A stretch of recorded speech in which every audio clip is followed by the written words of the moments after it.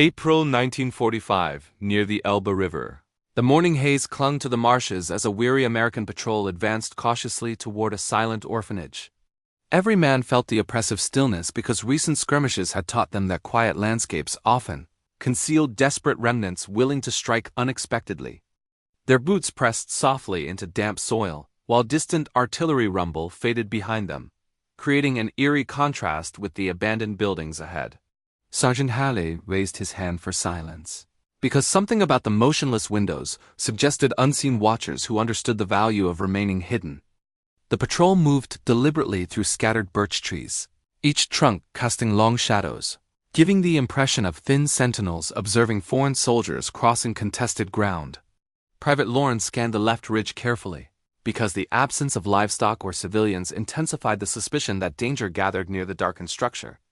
By the roadside ditch, a rusted farm cart lay overturned, its shattered spokes pointing skyward like broken ribs, unsettling the young replacements. Corporal Danner pressed forward regardless, because orders demanded reconnaissance of every structure along their axis to prevent isolated ambushes from disrupting the advance. A cold breeze carried the faint scent of smoke, drifting from somewhere beyond the orphanage grounds, interrupting the stillness with troubling implications. Halley considered whether retreating enemy units might have staged through the area recently, because many patrols reported encountering stragglers hiding near abandoned estates. As they approached the wrought iron gate, peeling paint revealed years of neglect, suggesting the building house suffering long before war arrived. Lorne tightened his grip on his rifle instinctively, because the unnatural silence surrounding the courtyard felt like a warning carved into the earth.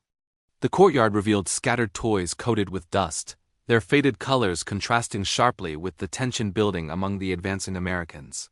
Halley signaled a halt instantly, because he recognized the disturbing possibility that children might still be sheltering nearby without protection or supplies. A cracked door swayed slightly in the breeze, creaking with each movement, amplifying the sense that abandoned innocence lingered behind those walls. Danner stepped forward cautiously, because failing to check could condemn vulnerable lives trapped between collapsing front lines and unpredictable retreating units. Inside the entrance hall, dust motes floated through angled sunlight, creating a frail shimmer over broken furniture and scattered blankets. Halley lowered his voice deliberately, because even the smallest noise risked alarming whoever remained hidden inside a structure carrying unmistakable signs of prolonged hardship. The patrol advanced deeper into the orphanage, their footsteps echoing faintly, emphasizing the building's hollowing quiet and unsettling history. Halley prepared for any revelation awaiting them, because war often forced soldiers to confront moments demanding compassion stronger than fear or suspicion.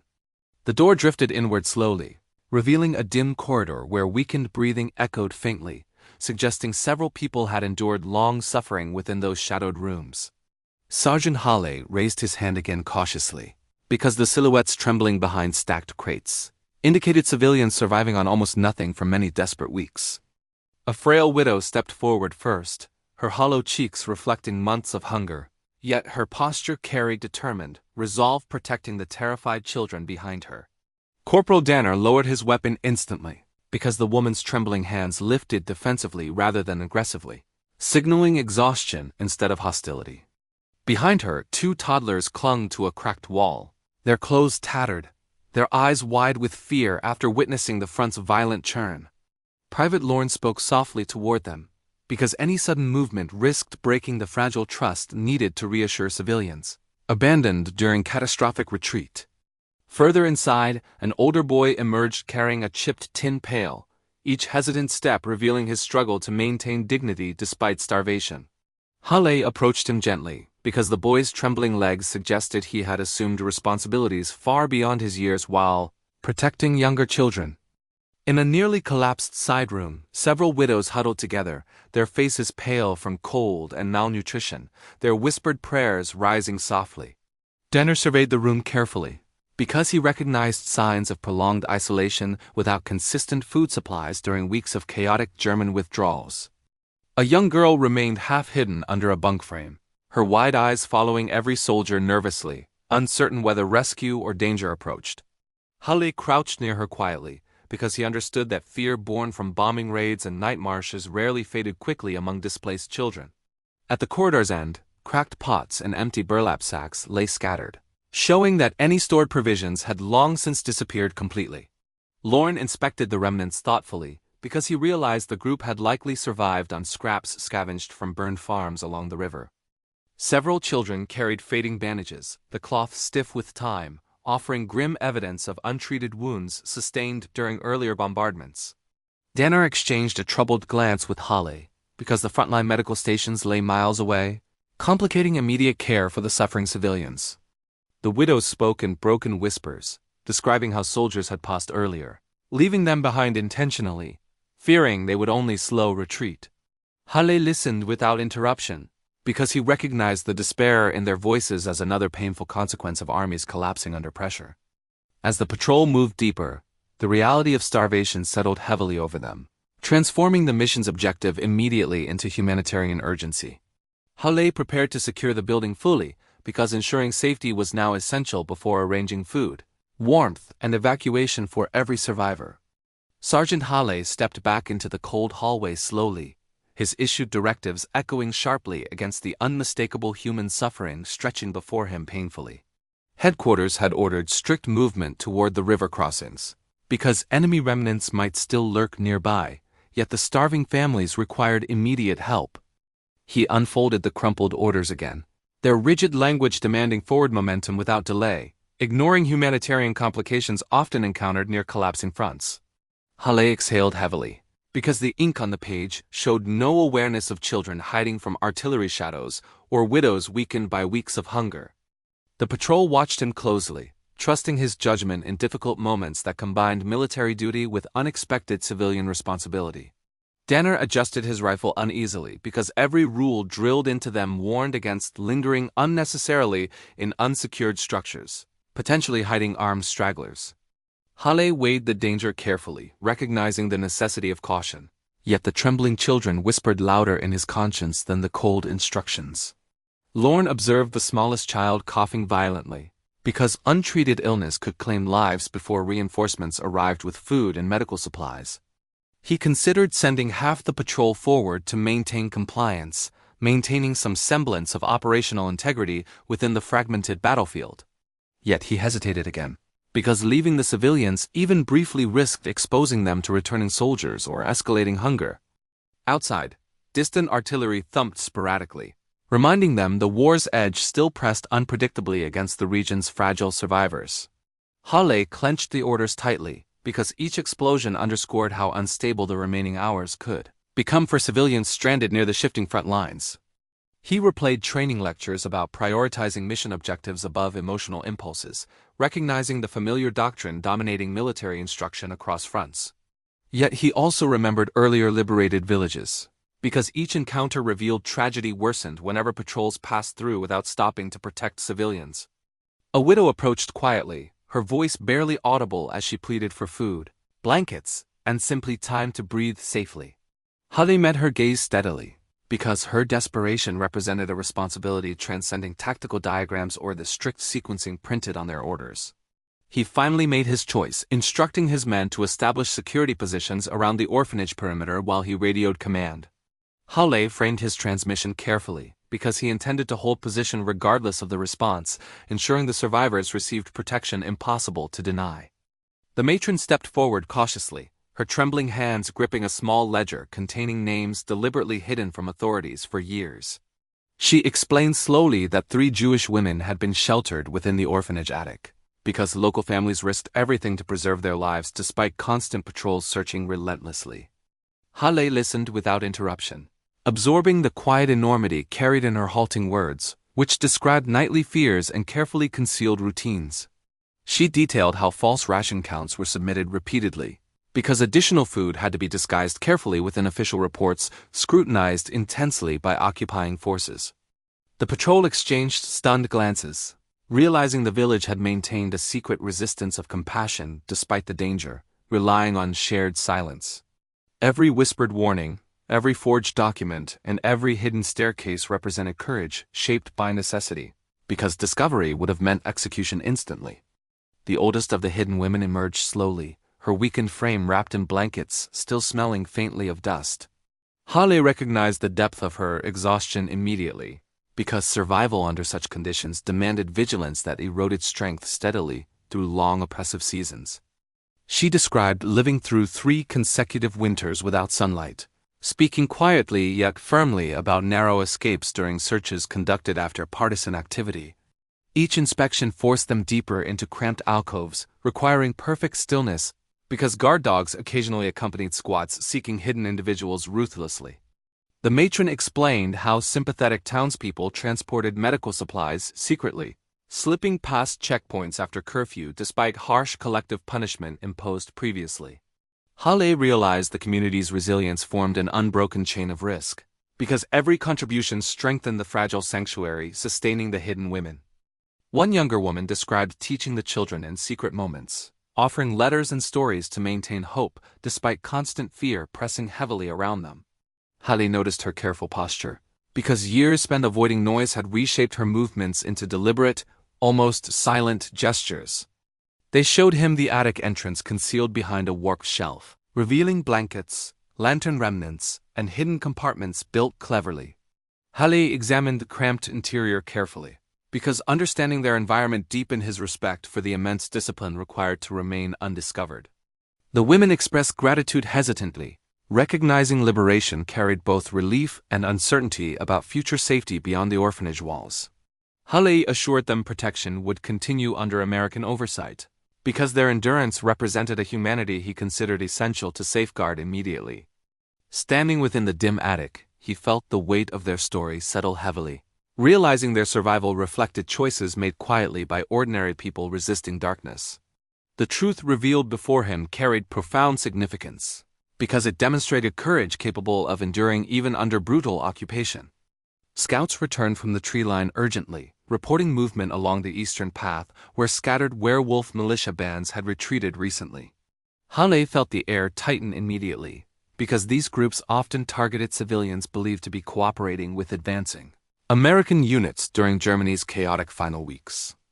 The patrol repositioned around the orphanage swiftly, establishing overlapping fields of fire while maintaining calm expressions for the children watching fearfully. Halle understood the militia's tactics well, because desperation frequently pushed them toward intimidation meant to reclaim control over frightened communities. Danner scanned the distant ridge carefully, spotting faint silhouettes shifting cautiously between ruined farm walls partially obscured by rising spring mist. Their slow, coordinated movements suggested planning, because small militia elements rarely approached without intent shaped by recent propaganda encouraging resistance. Halle ordered the civilians into interior rooms, ensuring the hidden women remained safely behind reinforced doors previously used during earlier bombardments. He recognized the militia would exploit symbols of vulnerability quickly, because their ideology demanded spectacle rather than conventional victory measured through territorial gains. The matron clutched Hale's sleeve briefly, her voice shaking as she warned that villagers feared these extremists more than approaching armies. Halle nodded firmly, because such fear suggested their arrival could provoke disastrous reprisals if not countered decisively by disciplined action. Lorne shifted ammunition crates toward defensive windows, preparing fallback positions within the hall should a sustained attack develop unexpectedly. Halle directed careful spacing along the corridor, because engaging too aggressively might escalate violence dangerously near civilians unable to evacuate quickly. Outside, the militia paused near the boundary fence, scanning for weakness while shouting warnings meant to intimidate anyone offering refuge to traitors. Halle recognized their tone instantly, because propaganda had urged loyalists to punish neighbors accused of assisting Allied advances. He stepped outside deliberately with raised hands, positioning himself between the militia and the building to buy precious seconds. His calm stance contrasted sharply with their tension, because he hoped assertive presence alone might disrupt momentum without firing prematurely. The militia hesitated at the sight of American uniforms supported by disciplined posture rather than scattered retreat, revealing internal uncertainty. Halle seized that moment, projecting authority shaped by battlefield experience, because he understood hesitation often revealed fractures exploitable through firm negotiation. Wind carried the distant rumble of approaching Allied vehicles, shifting the standoff's balance visibly as the militia began reconsidering their advance. Halle maintained his position until they withdrew cautiously, recognizing their retreat spared the civilians inside an otherwise inevitable tragedy. Mitchell stepped onto the orphanage steps carefully, projecting steady confidence as villagers gathered angrily near the courtyard, because fear and rumor had twisted their understanding of the hidden women until suspicion hardened dangerously despite the war's approaching end. Annalisa joined him without hesitation, her calm posture offering a quiet counterweight to the crowd's rising anxiety, because she sensed their anger stemmed less from hatred and more from months of deprivation shaping desperate, emotional reactions under collapsing authority. Mitchell raised his voice firmly yet respectfully, reminding the villagers the conflict neared its conclusion while emphasizing the need for unity, because retaliatory violence would only deepen wounds already carved through countless families struggling to rebuild shattered livelihoods across the region. Annalisa addressed the women directly, speaking about shared winters endured with ration shortages, artillery strikes, and repeated evacuations, because she understood personal hardship created bridges capable of replacing fear with recognition across communities previously torn by relentless propaganda.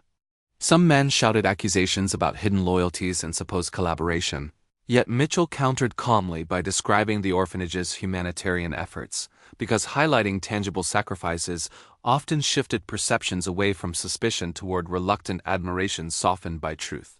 Annalisa stepped closer to the agitated cluster, her steady voice recounting how the orphanage protected children from forced labor roundups, demonstrating moral consistency because she believed revealing courage earned quietly could neutralize bitterness otherwise ready to erupt uncontrollably. The crowd hesitated gradually, their anger wavering as Mitchell's controlled authority contrasted sharply with earlier militia threats, because disciplined presence often replaced uncertainty with reluctant trust during transitions from wartime fear toward emerging stability. A farmer challenged Annalisa directly, demanding proof the hidden women posed no threat, but she met his gaze without flinching, describing their survival story carefully, because truth delivered with unwavering steadiness often proves stronger than accusations shaped by exhaustion. Mitchell sensed the tension easing as murmurs spread through the crowd, acknowledging the women had endured danger silently rather than causing it, because suffering recognized collectively shifted the mood from hostility toward reluctant acceptance based on shared humanity. As the villagers stepped back slowly, Annalisa offered quiet reassurance that protection would continue under American oversight, emphasizing their safety as well because establishing mutual security ensured the fragile peace forming within the orphanage would endure through the turbulent hours ahead. The crowd hesitated at first, tension thick in the spring air, as the fanatical militia tried to assert dominance because fear had long controlled their actions, yet now cracks appeared when reason and courage challenged years of indoctrination and whispered hatred. An elderly villager stepped forward cautiously, questioning the militia leader's motives aloud, because the first act of defiance often emboldens others, and seeing someone speak truth disrupted the unthinking obedience that had allowed fear to dominate their community for far too long.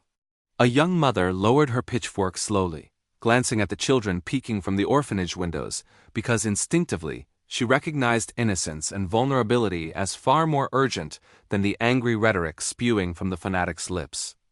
Mitchell and Annalisa stood silently, letting the crowd wrestle with its conscience, because the Americans' restraint forced the villagers to see the militia's aggression as unnecessary, while the orphanage's inhabitants remained evidence of mercy triumphing over blind vengeance.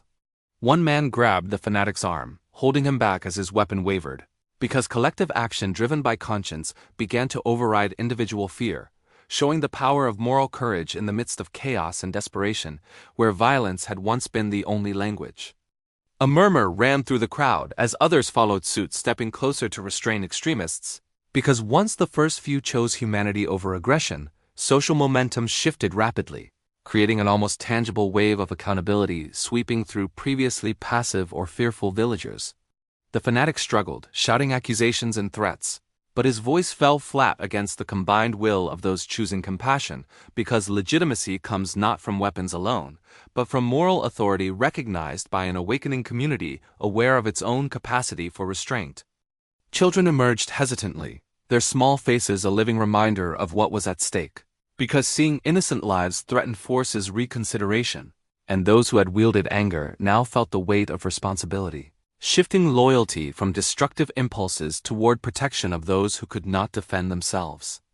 Frau Hoffmann and the widows stepped forward as quiet witnesses, nodding toward the crowd, because demonstrating survival through courage and mercy inspires reciprocal recognition, proving that ordinary people can influence extraordinary moments, tipping the balance between fear-driven reaction and deliberate ethical action.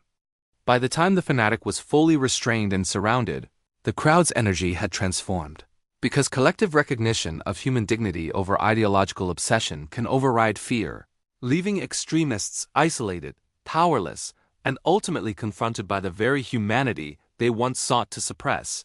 A decisive moral victory in an unsettled landscape. The distant rumble of engines announced the arrival of the reinforcements, because after hours of tension, the prospect of organized support shifted both the soldiers' nerves and the villagers' perception of authority, signaling that the chaos of uncertainty was about to be tempered by structured military presence.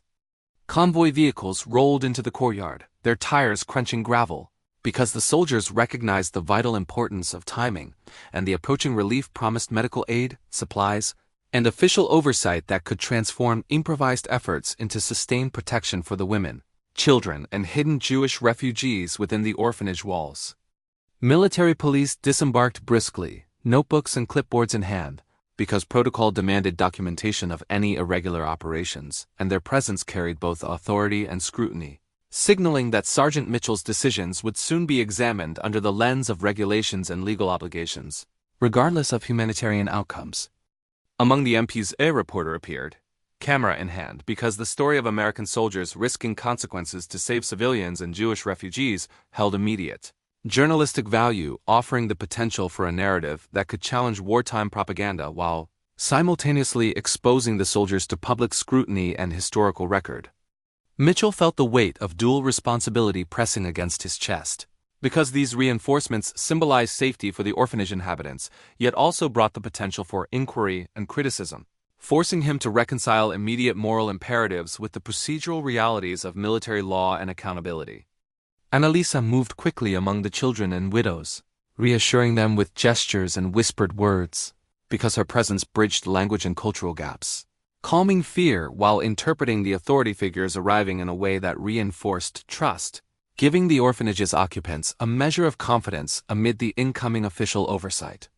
Captain Reynolds stepped from the convoy, his expression unreadable, because his role as commanding officer required impartial assessment, and his initial silence conveyed both careful evaluation and the implicit understanding that Mitchell's choices might require delicate justification under military law and the eyes of journalists documenting every moment.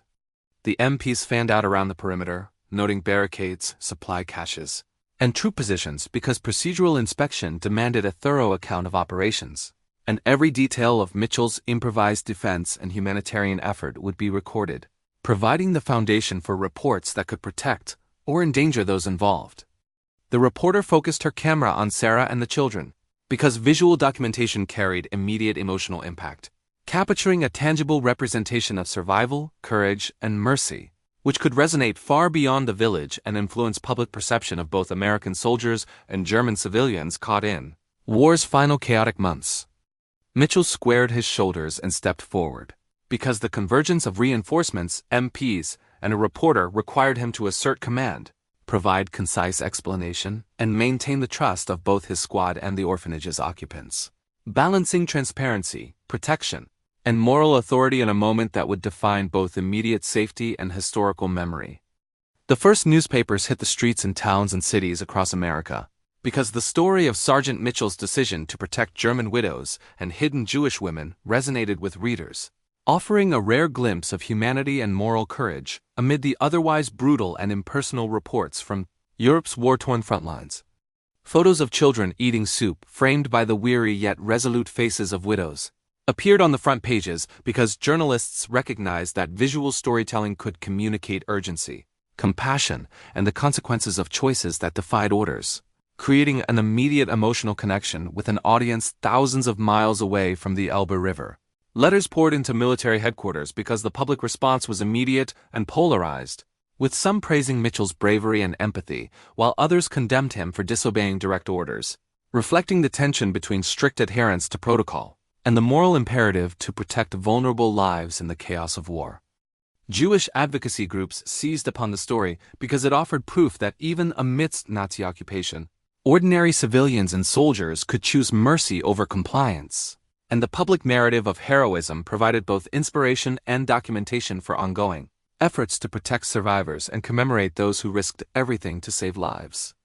Within the army, debates erupted, because commanding officers had to reconcile Mitchell's reprimand for deviating from patrol schedules with the undeniable impact of his humanitarian intervention, creating a precedent that highlighted the ethical complexity of field decisions and the often ambiguous boundary between duty and conscience in wartime operations. Mitchell received official recognition alongside formal criticism, because military bureaucracy required balance, acknowledging exemplary humanitarian conduct while documenting procedural violations, and this duality underscored how acts of moral courage could simultaneously challenge authority and be legitimized by tangible results, preserving both legal and ethical accountability. The widows and Jewish women prepared for transport to refugee centers, because public awareness and media exposure accelerated relief efforts, ensuring medical care, food, and safer accommodations, while the international attention highlighted the critical importance of protecting displaced populations and providing historical records of civilian suffering and survival. Sarah Rothstein and the other hidden Jewish women testified publicly, because their survival, made possible by Mitchell and the widow's courageous concealment, demanded acknowledgement, offering both legal validation and a lasting moral testament to those who risked their lives to defy oppression, bringing personal narratives to the forefront of history. Mitchell, back in Ohio, read newspapers and letters, because the repercussions of his actions extended far beyond immediate military consequences, shaping public understanding of wartime morality, and reminding him that one sergeant's decision to act with conscience could ripple through history, influencing perceptions, policy, and the lives of countless individuals.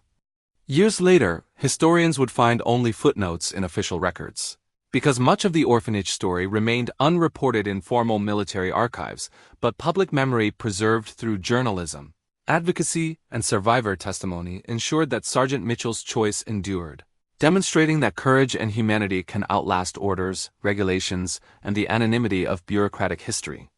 Sergeant Mitchell returned to Ohio because the war had moved on, but the orphanage incident remained etched in his conscience, a quiet reminder that the choices made in moments of moral urgency could alter lives forever, even if recognition came only in small, fragmented ways, far from military ceremony.